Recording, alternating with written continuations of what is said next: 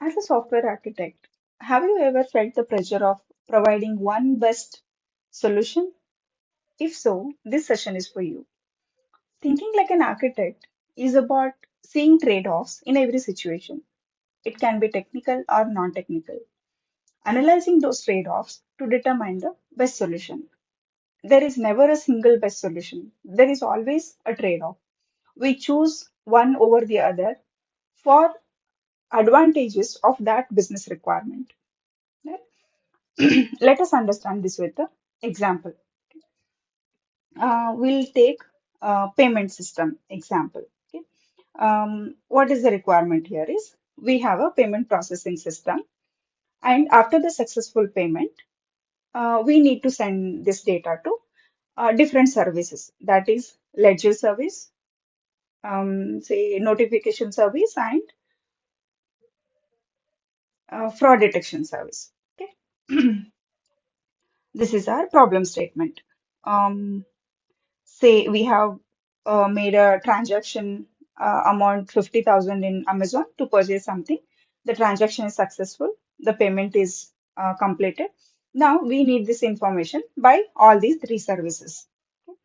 Um, Payment, processing, service.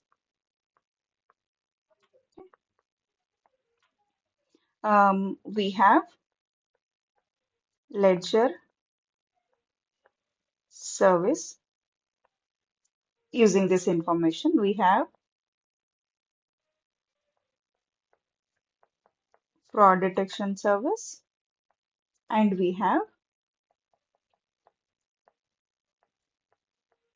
notifications service. So, ledger service, we can use it for recording the financial transactions, maintaining account entries, supporting audits, right? If I'm sending, say, transaction ID, amount, and status to all these services. Now, fraud detection will handle the abnormal spendings, right? Usually, if the spending habit is around 2 to 3,000, then if there is a sudden spike of say 50,000, then that needs to be reviewed. What is the cause of this sudden spike in the spending, or review the purchase history, all of that, right? Notification service is obviously for sending the SMS and push notifications to the user who has made the payment. Okay, this is our statement. Now we need to come up with the architectural solution for communication between the payment processing system and these three ledger, fraud detection, and notification services. Okay, we have two ways to implement this. One is um, PubSub model, right? What that is PubSub. What is PubSub model? This is a publish and subscriber model where the source is publisher. This is publisher, and these services are subscribers. So there is a topic. Okay, we can make a dedicated session on this particular PubSub, but for now, the high level understanding is this publisher service send the data to this topic, and these services are subscribers who are subscribing to this topic. Okay. Now, when the transaction happens, the publisher service will send that data to the topic. These services, ledger, fraud detection, notification services, who are subscribed to this topic will get the data from this topic. So this is the idea. Okay.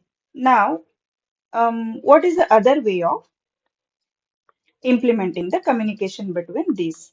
Okay, this is PubSub, and we can use Q. queue for this. So again, we have a payment processing service. We have ledger.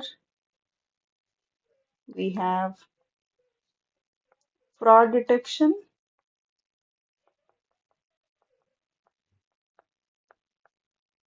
notifications, right? Now, my communication model is queue. Okay, there is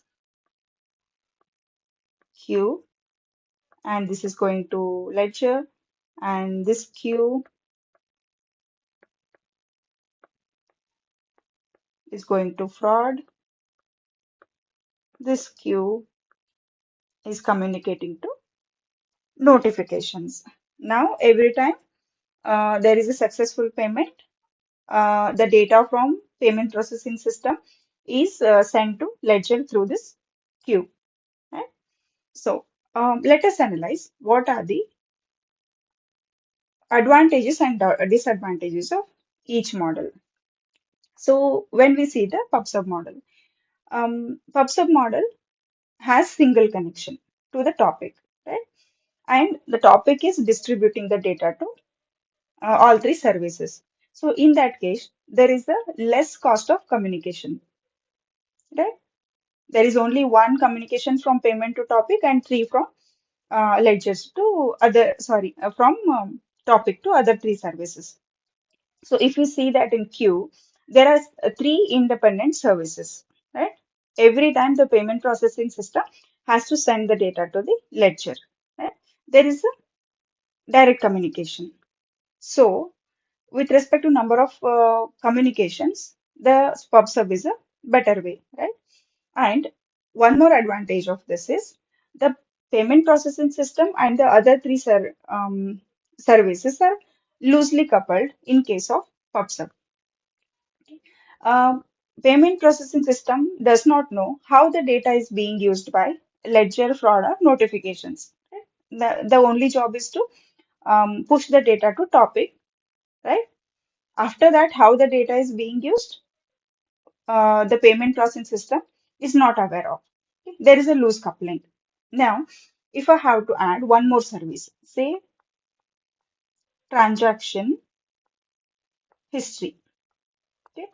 Now, transaction history can just subscribe to this topic and it can start using the data. There is no changes required in the payment processing system.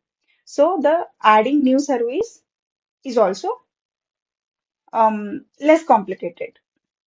Right? Payment service is not at all changed. So only change required is transaction service. Add a new service, subscribe to the topic, then job is done. Right? If you see the same thing in queue, if we add